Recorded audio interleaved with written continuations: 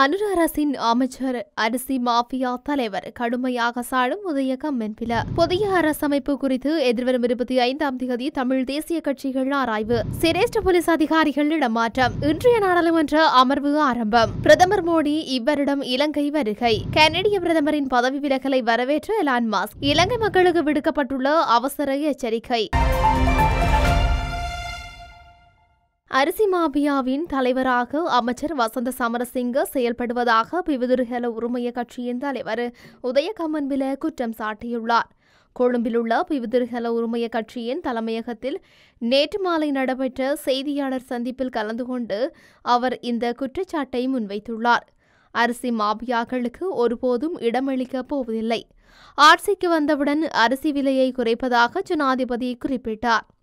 ஆனால் தற்போது அரிசி மாபியாக்கள் லாபமடையும் சூழலையே அரசாங்கம் ஏற்படுத்தி கொடுத்துள்ளது. வர்த்தகம், வாணிபம் மற்றும் உணவு பாதுகாப்பு அமைச்சர் வசந்த சமரசிங்க அரிசி மாபியாக்களின் தலைவராக செயல்படுகின்றார். அரிசிக்கான கட்டுப்பாட்டு விலை நிர்ணயிக்கப்பட்டுள்ள நிலையிலும் ஜனாதிபதி பிரசுரித்த வர்த்தமானி அறிவித்தலை அரிசி உற்பத்தியாளர்கள் கவனத்தில் கொள்ளவில்லை. உள்ளூர் சந்தையில் அரிசிக்கான தட்டுப்பாடு அல்லது விலையேற்றம் காணப்படும் சந்தர்ப்பத்தில் அதனை முகாமித்துவம் செய்வதற்காக அரிசி இறக்குமதி செய்யப்படும் போது இறக்குமதி வரி குறைக்கப்படும். அப்போதுதான் உள்ளூர் சந்தையில் நிலவும் அரிசி தட்டுப்பாடு அல்லது விலையேற்றத்திற்கு தீர்வு காண முடியும். தனியார் துறையினர் அரிசி இறக்குமதி செய்வதற்கு அரசாங்கம் அனுமதி வழங்கியிருக்கின்றது. இறக்குமதியின் போது 1 கிலோகிராம் அரிசிக்கு 65 ரூபாய் வரி அறவிடப்படுகின்றது.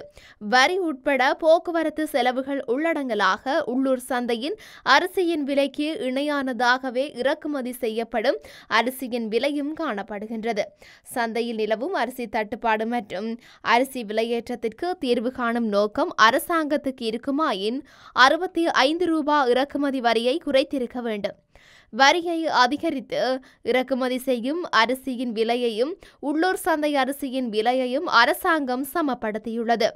உண்மையில் அரசாங்கம் அரிசி மாபியாக்களுக்கு சாதகமானதாக சூழலையே ஏற்படுத்தி கொடுத்திருக்கின்றது. இந்தியாவிலிருந்து இறக்குமதி செய்யும் அரிசி மனித பாவனைக்கு உகந்ததல்ல என்று குறிப்பிடப்படுகின்றது.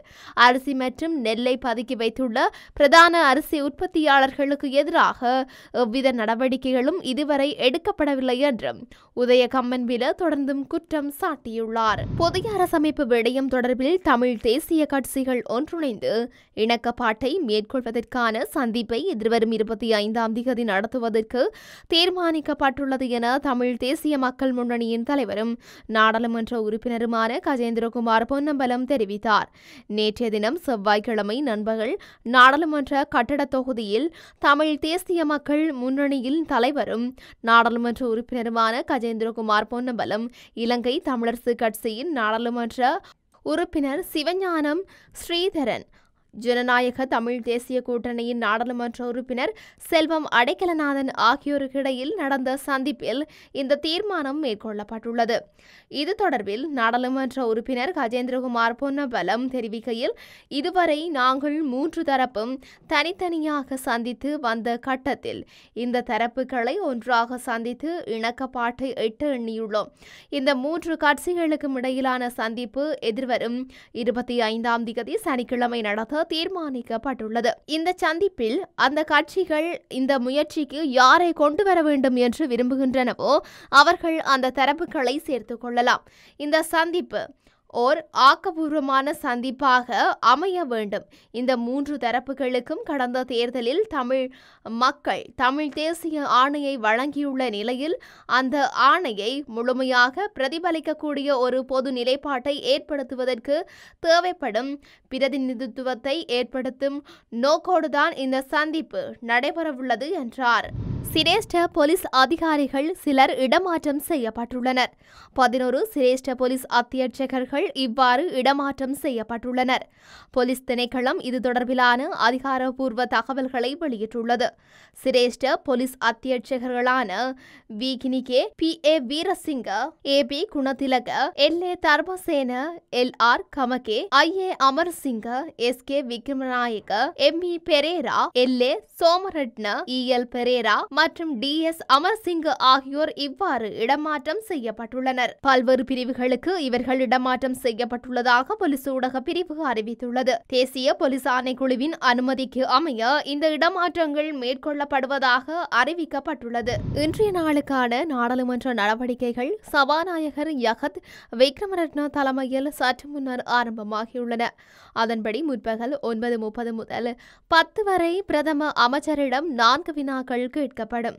முற்பகல் 10:30 முதல் பிற்பகல் 5 மணி வரை இறக்குமதி மற்றும் ஏற்றுமதி சட்டத்தின் கீழ் ஒழுங்கு விதிகள், அந்நிய செலாவணி சட்டத்தின் கீழ் கட்டளை கொடுப்பனவு மற்றும் தீர்ப்பனவு முறைமைகள் சட்டத்தின் கீழ் ஒழுங்கு விதிகள், சீட்டாக்க தொழில் சட்டத்தின் கீழ் ஒழுங்கு விதிகள், துறைமுகங்கள் மற்றும் விமான நிலையங்கள் அபிவிருத்தி அறவீட்டு சட்டத்தின் கீழ் கட்டளை, கொழும்பு துறைமுக நகர பொருளாதார ஆணைக்குழு சட்டத்தின் கீழ் இரு ஒழுக்க விதிகள் தொடர்பாக விவாதிக்கப்படவுள்ளன. பிற்பகல் 5 மணி முதல் 5:30 வரை ஒத்திவைப்பு வேளையின் போது 2 வினாக்கள் கேட்கப்படவுள்ளன. இந்திய பிரதமர் நரேந்திர மோடி இந்த வருடத்துக்குள் இலங்கைக்கு விஜயம் செய்வார் என கொழும்பில் உள்ள இந்திய உயர்ஸ்தானிகர் தெரிவித்தார். எனினும் இந்திய பிரதமரின் வருகைக்கான திகதிகள் இன்னும் இரு தரப்பினராலும் முடிவு செய்யப்படவில்லை எனவும் அவர் குறிப்பிட்டுள்ளார். இது தொடர்பில் இந்திய உயர்ஸ்தானிகர் சந்தோஷ் யா மேலும் கூறுகையில், இந்த பயணத்துக்கான சரியான நேரத்தை நாங்கள் உருவாக்கும் பணியில் ஈடுபட்டுள்ளோம் என்றார். ஜனாதிபதி அனுரகுமார திசாநாயக்க கடந்த டிசம்பர் நடுப்பகுதியில் இந்தியாவுக்கு விஜயம் மேற்கொண்டிருந்த போது பிரதமர் நரேந்திர மோடியை இலங்கைக்கு வருமாறு அழைப்பு விடுத்திருந்தார் என்பது தெரிந்ததே. கனடாவின் பிரதமர் ஜஸ்டின் ட்ரூடோ தனது பதவியிலிருந்து விலகியமையை வரவேற்கும் வகையில் உலக கோடீஸ்வரர் எலான் மஸ்க் செய்தியொன்றை பகிர்ந்துள்ளார். இது தொடர்பில் அவர் தனது எக்ஸ் தளத்தில் ஒரு பதிவினை பகிர்ந்துள்ளார்.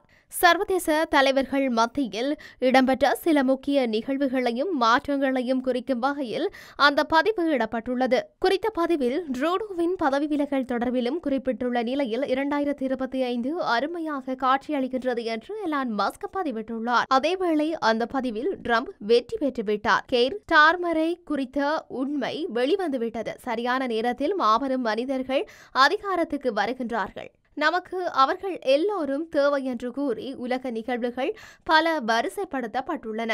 ஏற்கனவே ட்ரம்ப் ட்ரூடோவை கனடாவின் ஆளுநர் என்றும் கனடாவை அமெரிக்காவின் 51வது மாகாணம் என்றும் கேலி செய்து வரும் நிலையில் தற்போது எலான் மஸ்கும் இவ்வாறான ஒரு பதிவினை இட்டுள்ளமை குறிப்பிடத்தக்கது. இலங்கை மக்கள் தங்களின் தனிப்பட்ட தகவல்களை வழங்குவதை தவிர்க்குமாறு தொலைத்தொடர்பு ஒழுங்குமுறை ஆணையகம் கேட்டுக் கொள்ளப்பட்டுள்ளது. சமூக வலைதளங்கள் மூலம் அனுப்பப்படும் போலியான குறுஞ்செய்திகளுக்கு தனிப்பட்ட தகவல்களை வழங்க வேண்டாம் என அறிவுறுத்தப்பட்டுள்ளது.